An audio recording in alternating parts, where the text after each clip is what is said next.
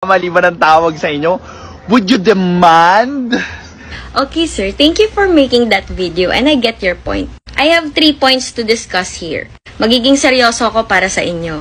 First of all, hindi naman kami na-offend sa paggamit ng hospital worker. Okay lang din naman kung tatawagin kaming empleyado. Here's the thing. Number 1. It's a news page. And the whole article is about fresh frozen plasma, which is prepared only by medical technologists. Yes, and there are other fields that are being handled by other professions too. Like ENT, pulmo, so on and so forth. So what gives?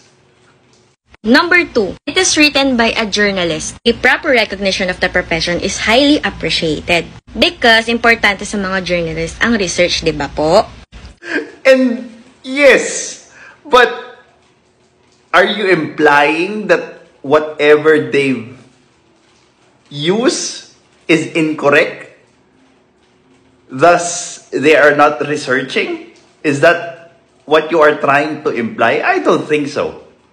Third, bakit magigil na gigil kaming ma-recognize? I stand for all medical technologies here in the Philippines. Sa totoo lang kasi, hindi kasi kami talaga kilala dito. Kaya hanggang ngayon, yung sahod or entry level ng mga medtech ang baba pa rin. Usapang sweldo naman pala. Well, katulad nga nung dinidiscuss ko sa kahit anong trabaho pa yan, your value depends on what you bring to the company or the organization. Unlike nurses or teachers, marami nang naipasa sa kanila para tumaas yung sahod nila.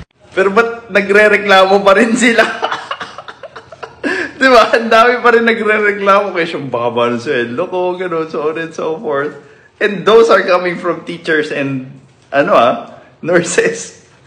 So, well, let's try to dig in deeper as to why yung sweldo ng mga medtech ay mas mababa kesa sa mga nurses. Direct patient care versus laboratory work. Nurses provide direct patient care, administer treatments, and handle emergency situations. This level of hands-on responsibility makes their role more critical in hospital operations. So, sa market ngayon, mas mataas yung value ng direct patient care kesa sa laboratory work. Masakit tanggapin, yes, pero that's how the market or the society put value doon sa trabaho ng isa't isa. Demand and shortage. The global nursing shortage has driven salaries up as many nurses as recruited abroad. The high demand means hospitals must offer competitive pay to retain them.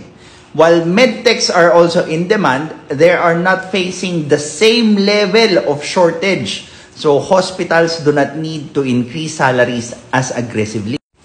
Now, pangatlo, overseas opportunities. Nurses have more international job opportunities, especially in countries like US, Canada, UK, Middle East, where they receive significantly higher salaries. And medical technologies have fewer international options, and their field is often more regulated, requiring additional certification. So, ito yung realidad na meron tayo. So, what can we do about it? Again, as a medical technology, sabi mo nga, how do you think you could put more value dyan sa ginagawa nyo nang hindi nagrarant? Kasi you ranting out that you have more value by demanding from the people is not going to work. Now, last on my list is hospital revenue contribution. Hospitals generate significant revenue from nursing services such as patient care, fees, room charges, and procedures like IV insertions. Medical laboratories where medtechs work do generate revenue, but not at the same scale as nursing services. So again, as much as I really also wanted you to cash in this industry, the challenge is up to the medtechs how do you put more value doon sa work nyo?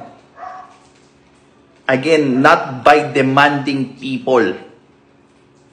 The people should see the value in whatever you are doing so that they are going to be willing to pay more for your services. This is Pinoy Extreme. Have a good day.